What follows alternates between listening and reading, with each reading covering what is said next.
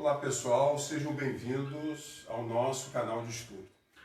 Hoje, em especial, nós vamos trabalhar o tema absolutismo monárquico. O objetivo, na realidade, seria trabalharmos as chamadas revoluções burguesas, né? Falando sobre o movimento iluminista, falando sobre a independência dos Estados Unidos, falando sobre a Revolução Francesa, mas para que tenhamos, né, uma noção dos motivos, né, das causas que levaram a esses acontecimentos a partir do século XVIII. Nós precisamos voltar um pouquinho lá atrás para entendermos sobre absolutismo monárquico. Até porque esses movimentos, né, principalmente o movimento iluminista que surge a partir do século XVIII na França, ele tem como principal propósito o combate a esse regime absolutista, as ideias do absolutismo, ao chamado antigo regime.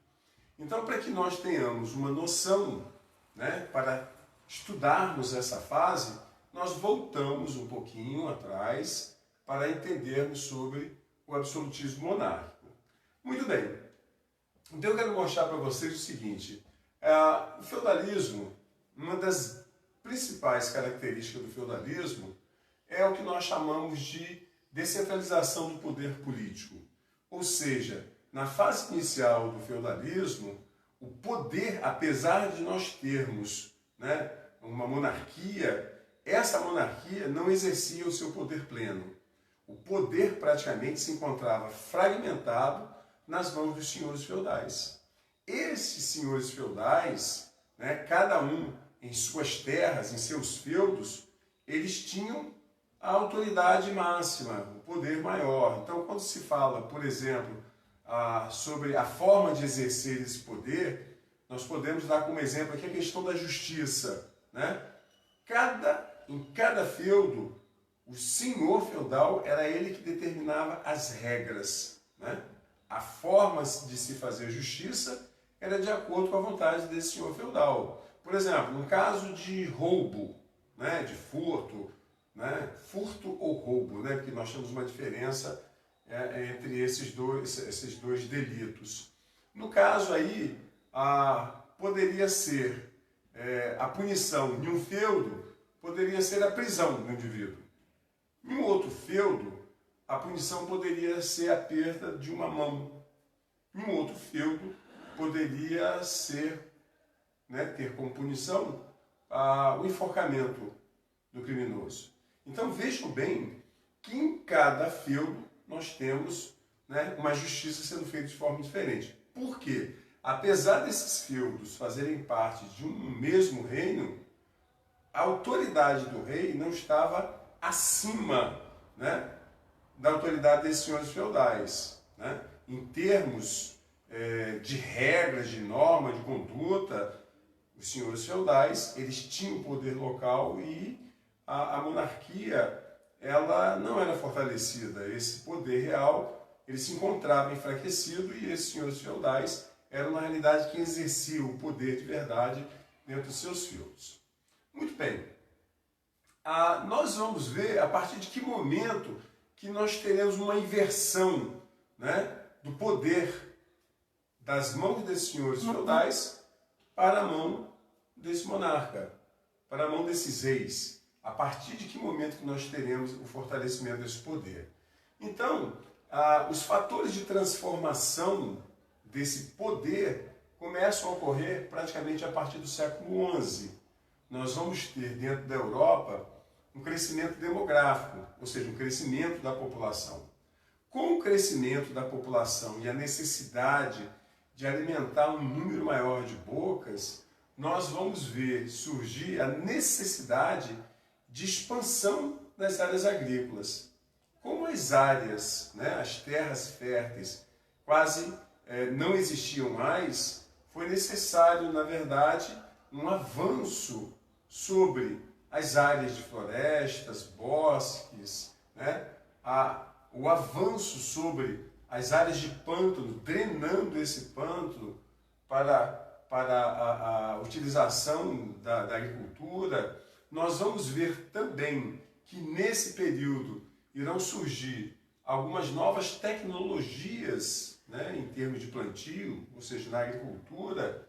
Nós vamos ter mudança na forma de aragem do solo, nós vamos ter sistema de rotação de cultura, né, que vai favorecer, na realidade, a melhor utilização do solo, a melhor utilização, né, de uma área, às vezes, pequena, sem que houvesse um esgotamento desse solo. Técnicas de fertilização, né, até o sistema, né, de arreios do cavalo, de animal, essa forma, essa nova forma de utilização do arreio no animal também vai favorecer, né, em caso da utilização desse animal para a aragem do solo, né? Muito bem, essas novas técnicas agrícolas, né, esses movimentos de arroteamento com drenagem de pântano, né, utilização de terras de bosques e florestas, isso vai acarretar a produção, né, o aumento dessa produção agrícola. E nós teremos aí um crescimento da produção e automaticamente também um crescimento do comércio. Com o crescimento desse comércio, nós vamos ter também, a gente vai acabar vendo aí o surgimento de uma nova classe social. A burguesia, ela acaba surgindo e crescendo, né, em termos de poder como classe social nesse período. Só que esse comércio que cresce, né, e que vai favorecer a burguesia, né, nas atividades mercantis, ele vai encontrar uma série de entraves, uma série de obstáculos, uma série de dificuldades. Por exemplo, essas dificuldades elas estão associadas ainda a essa forma descentralizada de poder, né, onde os senhores feudais acabam tendo autonomia, um poder maior dentro dos seus feudos. E isso acabava gerando problemas com relação ao lucro, né, por exemplo, da burguesia, e a própria relação de trabalho desse mercador, que era obrigado, na realidade, percorrer vários feudos e encontrando em cada um desses feudos uma diferença com relação à cobrança de impostos. Por exemplo, você tem, para ele entrar nesse território desse senhor feudal, ele tinha que pagar impostos, por exemplo, de 10%. Ao sair desse feudo e entrar no outro, ele teria que pagar um imposto de 15%. Então havia uma variação de cobrança de impostos. Como também, por exemplo, nós vamos ter diferentes tipos de moedas, né? E quando você fala de moeda, você também está falando de valor monetário, né? Então você vai de um feudo para o outro, você tinha moedas diferentes, dinheiro diferente, com valores diferentes, o que também acabava dificultando essa relação, né, de preço, de lucro, né, dessa burguesia. Uma outra situação que dificultava a vida desses burgueses, desses mercadores e comerciantes, era os diferentes tipos de pesos e medidas, né? 1 quilo em um feudo representava uma quantidade, em outro feudo 1 quilo representava uma quantidade maior, ou representava uma quantidade menor.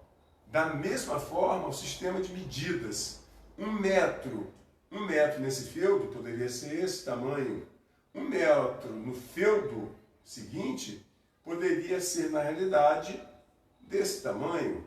Então havia uma variação em termos de medidas, o que acabava criando prejuízo para esse comerciante. Por exemplo, nesse local onde 1 metro é desse tamanho, eu compro 10 metros de tecido para vender. E chego no feudo seguinte, 1 metro lá é 3 vezes o tamanho. Então a quantidade que eu comprei de 10 metros de tecido para vender aqui já não são mais 10 metros, porque praticamente o tamanho é 3 vezes maior. Então eu tive uma perda de 30%. Então essa diferenciação, né, essa autonomia, esse poder local, né, fazia com que os senhores feudais, né, cada um adotasse medidas, regras, leis diferentes entre os feudos existentes dentro de um mesmo reino. Isso Sem falar nessa questão da justiça que nós falamos, né? Essa questão de justiça, de leis, de regras, eram diferentes de um feudo para o outro. Muito bem. E aí, como resolver esse problema? A burguesia, né, insatisfeita, o que ela pretendia, na verdade, né, fazer para solucionar esse problema? A única forma de solucionar o problema seria unificar, né? Você ter uma unificação, por exemplo, no sistema de impostos, no tipo de moeda, né? No sistema de pesos e medidas. E veja bem, ainda tinha uma outra situação que essa burguesia, que esses comerciantes e mercadores encontravam, que era o fato de que muitas vezes as caravanas que atravessavam esses feudos, trazendo uma grande quantidade de mercadoria, eram atacadas, né, por bandidos saqueadores. E que em muitos casos esses bandidos saqueadores estavam a serviço do próprio senhor feudal, né, daquele território por onde ele estava passando, né? Então, tudo isso gerava uma grande satisfação dessa burguesia com esse modelo de poder descentralizado. Então, essa burguesia acreditava o seguinte: a única forma de solucionar o problema seria o seguinte: tirar esse poder que está fragmentado nas mãos desses senhores feudais, que dificulta a sua vida, que dificulta os seus negócios, colocando esse poder centralizado nas mãos do rei, de uma só pessoa. Porque a partir desse momento que o poder está centralizado nas mãos do rei, nós teríamos dentro daquele reino um só tipo de imposto, um só tipo de moeda, um só tipo de sistema de pesos e medidas e uma só justiça. Então a ideia, na realidade, era essa.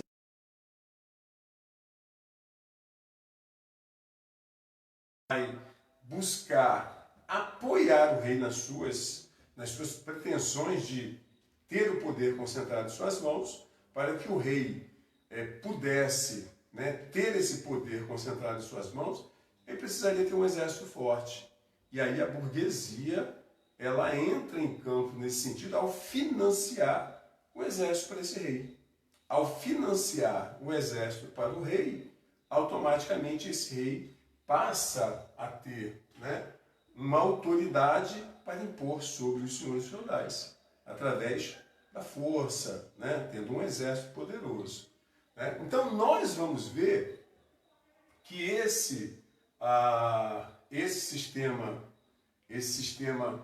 adotado, esse sistema único, né, esse sistema unificado, traria todos os benefícios esperados pelo rei. E essa burguesia apoia esse sistema único, e aí nós vamos ver a burguesia tendo o poder totalmente concentrado em suas mãos. Mas aí nós vamos perceber um pouquinho mais à frente, né, que o Criador acaba, né, a criatura acaba se voltando contra o Criador. E esse é o grande problema que nós vamos ver no século XVIII, né?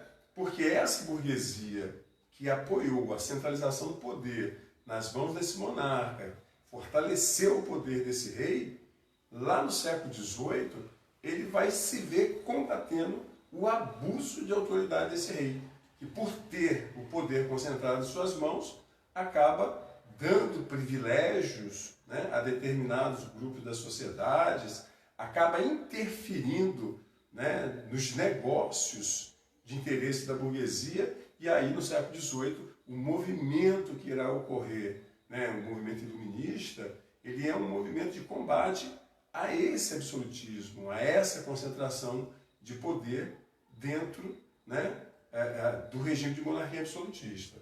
Muito bem, nós vamos ver, por exemplo, que esse absolutismo que surge a partir desse momento, o rei, ele é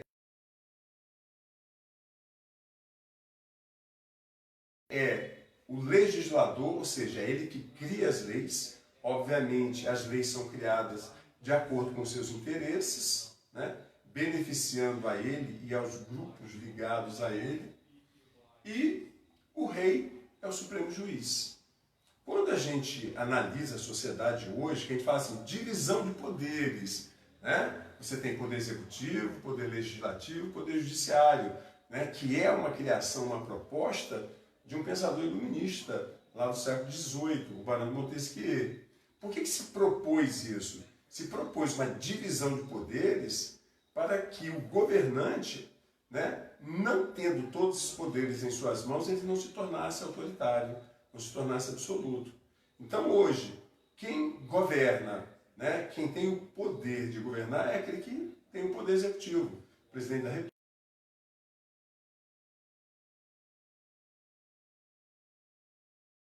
De criar leis é o poder, né, por exemplo, aqui no Brasil, do Congresso Nacional, deputados, senadores, né, nos estados, na Assembleia Legislativa, os deputados estaduais, e nos municípios, nas câmaras municipais, câmaras de vereadores, os vereadores.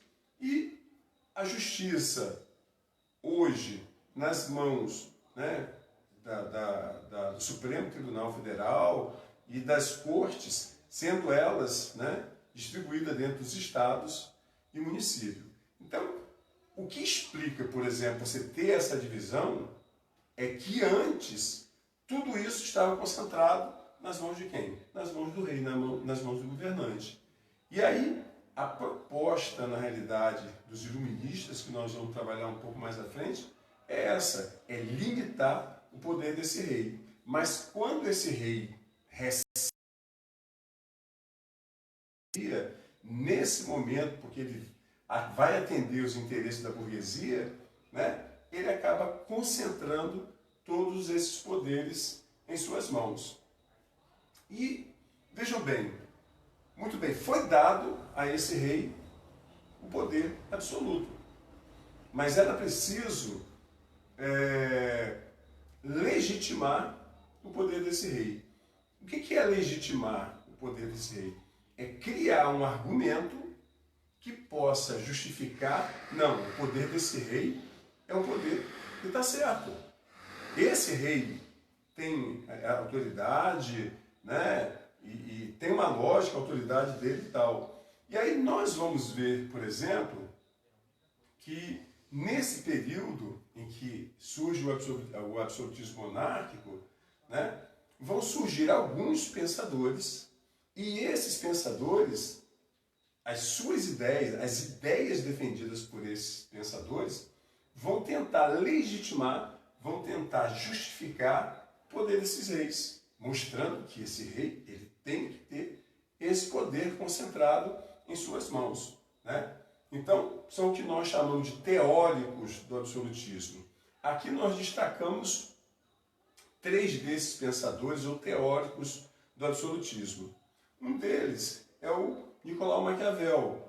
O Maquiavel, ele tenta justificar, né, o poder desse rei pela necessidade, né, desse rei manter o controle, né, manter o poder, manter o controle sobre a sociedade.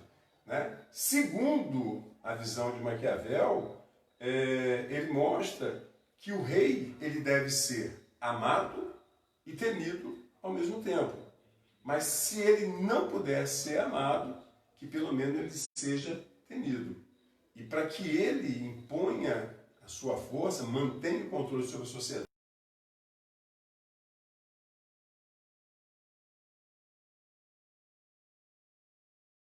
dentro de Maquiavel, o fim justifica os meios. Então, o objetivo, na realidade, é ter o controle sobre a sociedade. Então, se ele usar de falsidade, de violência, né, dissuasão, o que ele utilizar para poder manter o controle se justifica. Um outro teórico do absolutismo é o Jacques Bossuet. Né? O Jacques Bossuet, ele é o cara que criou a teoria de direito divino desses reis. Né?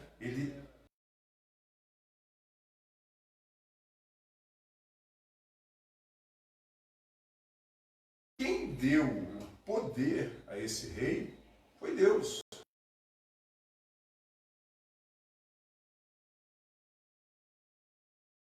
Contra o poder do rei é a mesma coisa que se voltar contra Deus. E aí nós vamos perceber o seguinte: no feudalismo, nós temos uma sociedade que é altamente religiosa. A Igreja Católica, ela detém um controle muito grande sobre essa sociedade.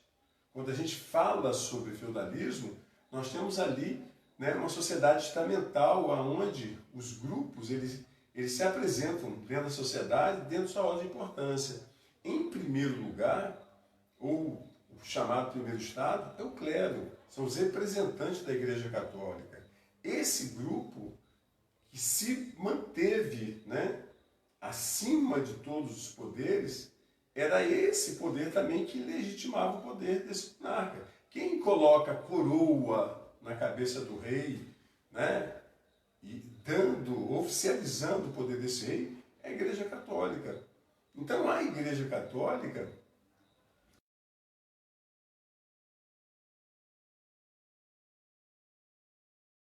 era determinada por essa igreja. Então nós vamos ver que a forma de pensar da sociedade feudal, ela é determinada pela Igreja Católica. Se voltar, na realidade, contra as ideias dessa igreja, representa o pecado, e o pecado, o indivíduo que peca, está sujeito ao inferno, né? Então, essa ideia de céu, inferno, de pecado, né, fazia com que a igreja mantivesse a sociedade sob controle. E, ao se justificar que o poder desse rei era um poder de origem divina, era um checkmate dado também pela igreja, né? E por esses monarcas. Por isso o apoio que era dado pelas monarquias também à Igreja Católica. Por quê? Porque ninguém iria se voltar contra o poder de Deus. Então ninguém se voltaria contra o poder desse rei. O último teórico que nós trazemos aqui hoje é o Thomas Hobbes, né? O Thomas Hobbes, através de uma obra chamada Leviatã, ele tenta trazer uma explicação, né, em que ele diz que o homem é lobo do homem, que a natureza humana, egoísta, faz com que esse homem se degladie e que essa atitude de conflito existente dentro da sociedade, né, entre os homens, faria com que a sociedade desaparecesse. Então era preciso, na realidade, a criação de uma instituição que estivesse, né, acima desse indivíduo, acima desse homem.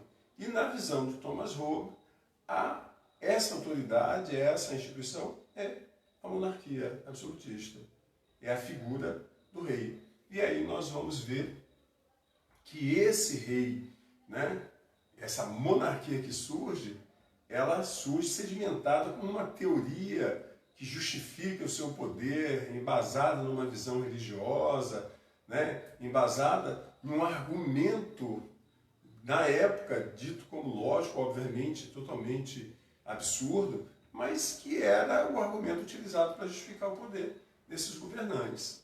Então nós vamos ver o seguinte: o poder desse rei era visto como um poder de origem divina, né? Outro argumento utilizado na época era de que o poder do rei era vitalício e hereditário, ou seja, o rei era rei até morrer. E aí, à medida que esse rei morresse, o poder passava para o seu filho mais velho. É o chamado direito de primogenitura. O filho primogênito teria o direito automático, né, de assumir o lugar desse rei.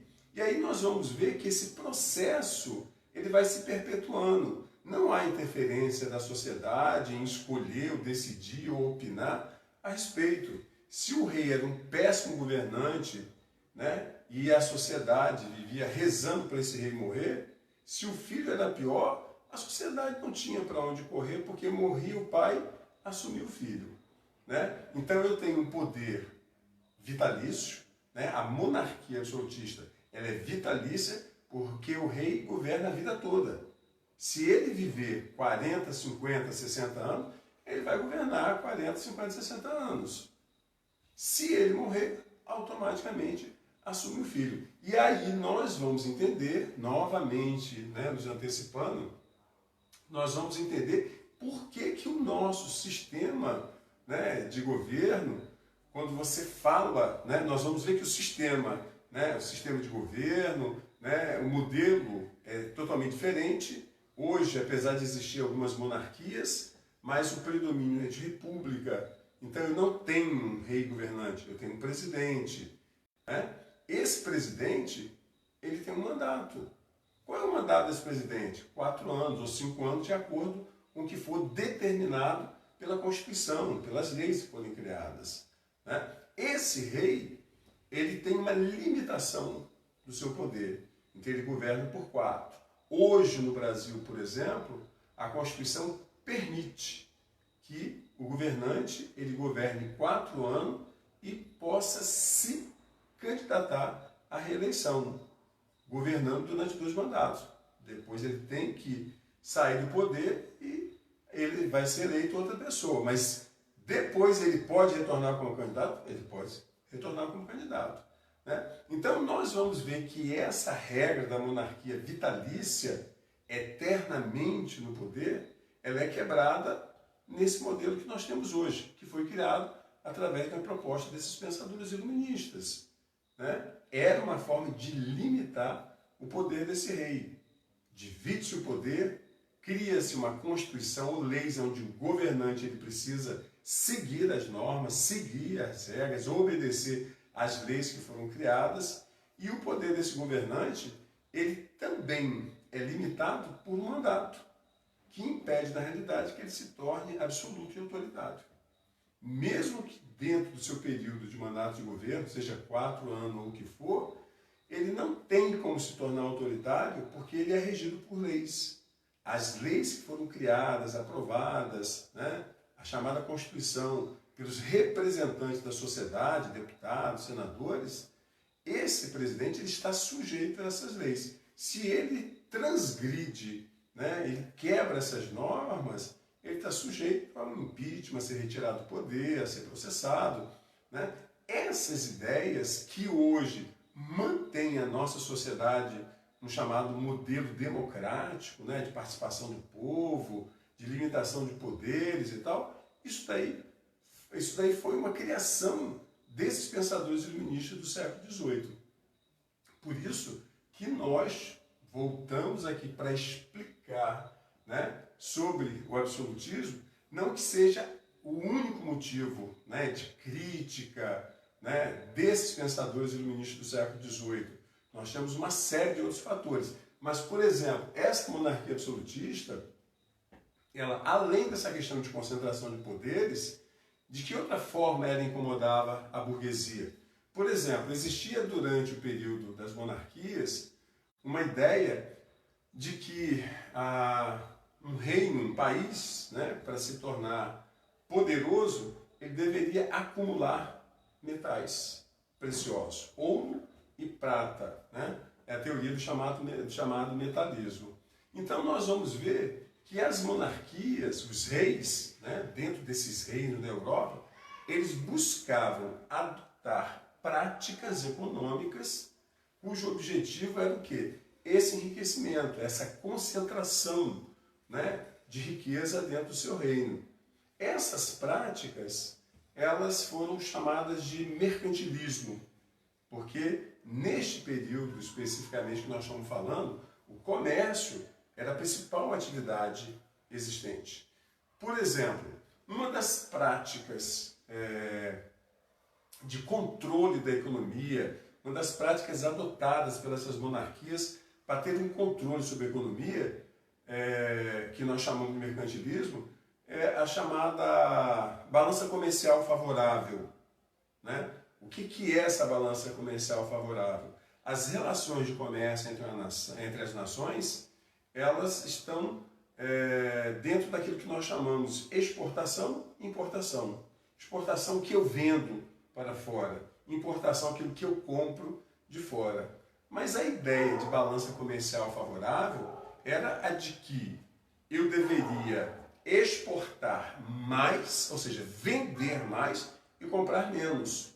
Porque se eu vendo mais, sai o produto e entra o dinheiro. Se eu importo mais, né, e exporto menos, quer dizer que eu estou comprando mais de fora, ou seja, está saindo dinheiro daqui lá para fora e está entrando um pouco de dinheiro para cá. Então a ideia sempre da maioria das monarquias é o seguinte: eu quero vender mais para você do que comprar de você. E você, como monarca, por exemplo, de um outro reino, pensava da mesma forma. Né? Eu quero vender mais para você do que comprar de você. Então isso acabava criando uma espécie de entrave nesse comércio internacional. Quem está à frente da atividade comercial? A burguesia.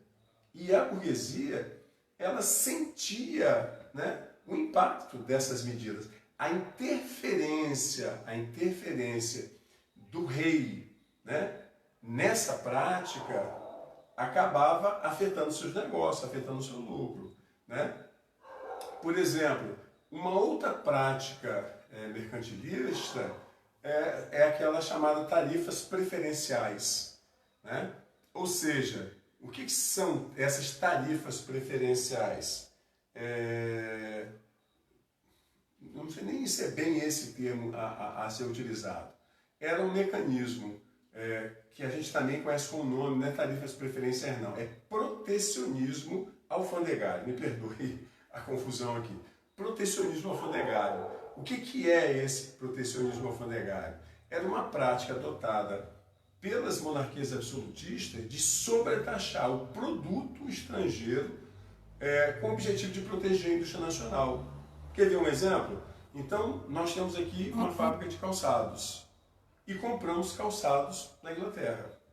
Tá? Só que nessa relação de comércio, a nossa produção de calçado, né, o processo produtivo, faz com que o meu calçado seja mais caro do que o calçado importado da Inglaterra. Isso quer dizer que as pessoas vão comprar muito mais calçados da Inglaterra do que comprar os calçados de dentro do próprio país. Então, esses reis, o que eles faziam?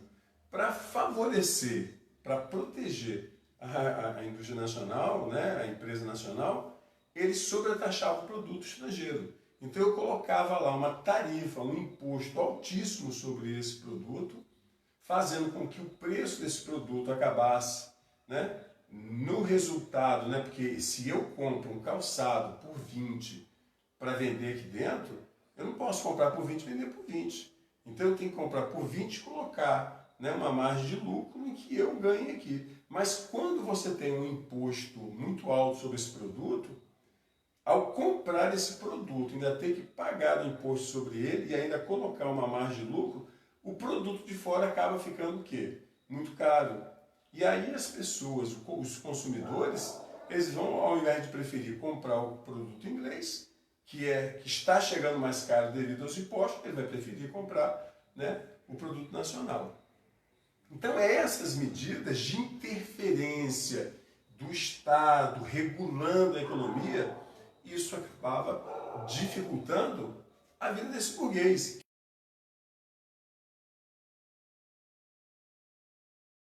Né? E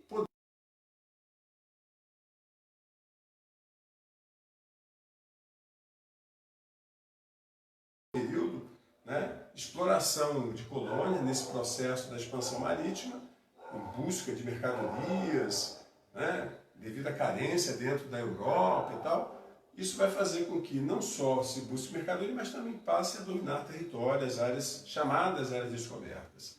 Né?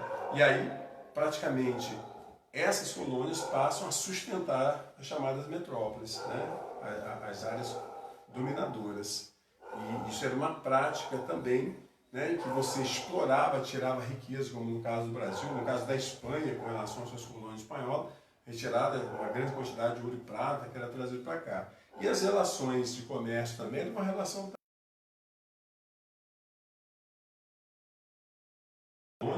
fornecia matéria-prima, né, para a metrópole e a metrópole vendia o produto industrializado. Muitas vezes, por exemplo, Portugal e Espanha não eram nações industrializadas e acabavam comprando produto industrializado, por exemplo, da Inglaterra e revendendo para as colônias por um preço mais alto, com o objetivo de retirada de um alto lucro. Quer dizer, todas essas práticas são práticas de interferência da economia que acabam travando a economia e atrapalhando os interesses da burguesia. E aí nós vamos ver, por exemplo, quando nós falamos do movimento iluminista no século XVIII, o movimento iluminista, ele não só propõe mudanças, né, na política, como nós colocamos aqui, né, mudança de regime de monarquia para república, limitação do poder do rei através de criação de uma constituição, né, de normas, limitação desse poder através de mandatos. Quer dizer, a proposta de mudança, eleições, esses pensadores, eles não só defendem ideias políticas, o aspecto político, mas nós vamos ver também pensadores que vão defender uma mudança na política econômica. A primeira medida, o ponto principal de crítica desses pensadores, desses filósofos iluministas que discutem a questão econômica, é essa questão da interferência do Estado, ou seja, o rei é a figura do Estado, a figura do governo. A interferência desse governo, desse Estado, na economia, impondo regras e normas. Quando você fala hoje, né, da economia, praticamente a maioria dos países do mundo hoje são países capitalistas, e as ideias iluministas do século XVIII, juntamente com a Revolução Industrial, né, que vai ocorrer na Inglaterra, na segunda metade do século XVIII, a Revolução Francesa, que vai mudar o aspecto político da França, independência dos Estados Unidos, que vão influenciar todo esse processo, independência de colônias e tal, vai fazer com que surja um novo sistema socioeconômico, um novo modo de produção, que é o chamado capitalismo. E na sociedade capitalista, a economia, ela não pode ser regulada, né, pelo Estado, apesar de nós termos.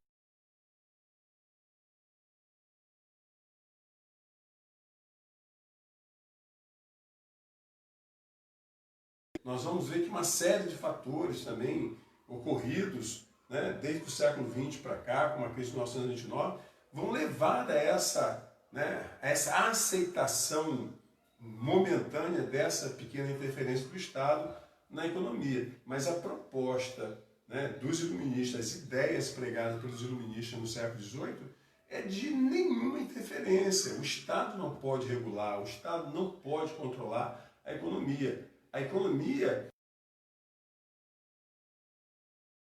é da oferta e da procura. O que determina o preço de um produto, né, além dos fatores, né, da produção, os elementos, né, o custo da produção que vão determinar o preço do produto, o que vai determinar realmente esse preço é a lei da oferta e procura, né? Quanto mais oferta que você tem de um produto, a tendência é que o preço desse produto caia.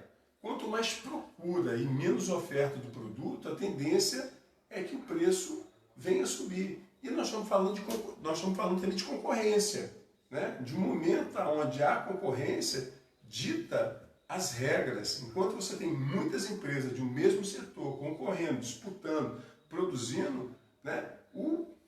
Quem sai beneficiado nessa história é o consumidor, porque a concorrência faz com que, para se conseguir vender o produto, a tendência é que os preços venham a caindo. É lógico que hoje uma série de outros fatores, né, acabam também entrando nesse processo, né? Não é só a concorrência que faz o preço cair, mas você pode,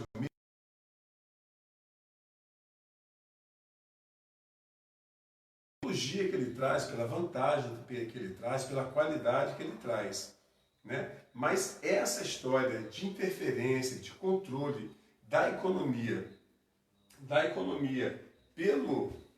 pelo Estado, esse modelo de controle aí, os iluministas combateram de forma bastante ativa essa interferência. E para chegarmos à sociedade que nós temos hoje, isso só foi possível com as ideias desses pensadores, né? Com a participação, né? Com esse movimento que surge no século XVIII. E esse é um dos assuntos que nós iremos trabalhar nas próximas aulas, porque para que a gente possa entender de forma clara o movimento iluminista, as revoluções burguesas, foi preciso que nós tivéssemos voltado, né, um pouquinho aqui para falarmos sobre absolutismo monárquico, né, mostrar de que forma, quando surge, né, por que motivo surge, quais são as principais ideias. Ok?